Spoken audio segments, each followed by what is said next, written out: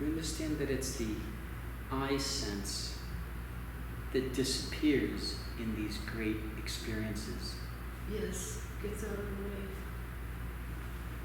So that's the balancing act, is to accept that. To be without the I, and then come back to the I, because the I is synonymous with bodily functioning. So if you're looking for balance, it has to do with the depth of realization. That's where the balance exists. You can put the word balance in quotation marks. That's where the balance exists, is in the depth of realization, which over time becomes more and more compatible with everyday living. But to try to maintain some high peak and to stay there is not the best approach. Right, no. But that trap presents itself because of the exhilaration you get in the moment when you think an opening has occurred. There's a temptation to epitomize that moment and seek after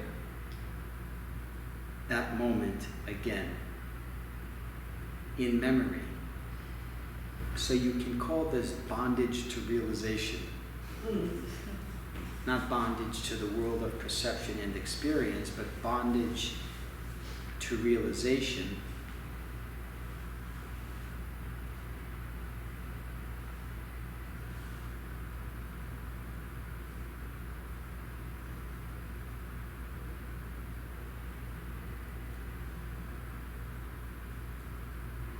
The bondage I'm referring to in the phrase bondage to realization is the obsessive compulsive reaction to believe that realization happened to you, and therefore you are responsible to either reattain it, maintain it, or whatever else occurs to you around this topic of realization.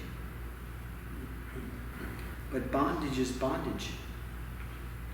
If you run after something that is outside of yourself, you've lost your composure, and that becomes obsessive compulsive and probably is going to be a failure. And if you run after something that you think is inside yourself, it's the same motion. So to run after samadhi and to run after a Ferrari is essentially the same thing, because it's based on this knee-jerk reaction and this fear that you've lost something and you have to regain it. So to mature in realization is to begin to move through that reaction, to relax it. Now, to relax it won't produce anything that you can reattach to.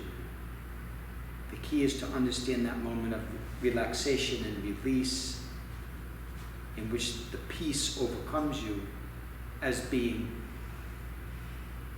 an optimal moment in being that was spontaneously given, not something that you created through your spiritual brilliance. And that's where also humility and surrender come into the process. Because humility and surrender, which cannot be cultivated, neither one of them can be cultivated, must be the natural outcome of seeing what is.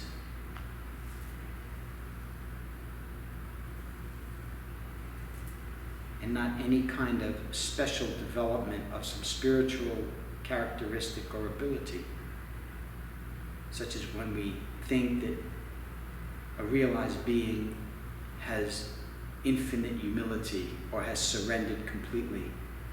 trying to again attribute it to them, rather than seeing it as the natural effluence of their own state of being.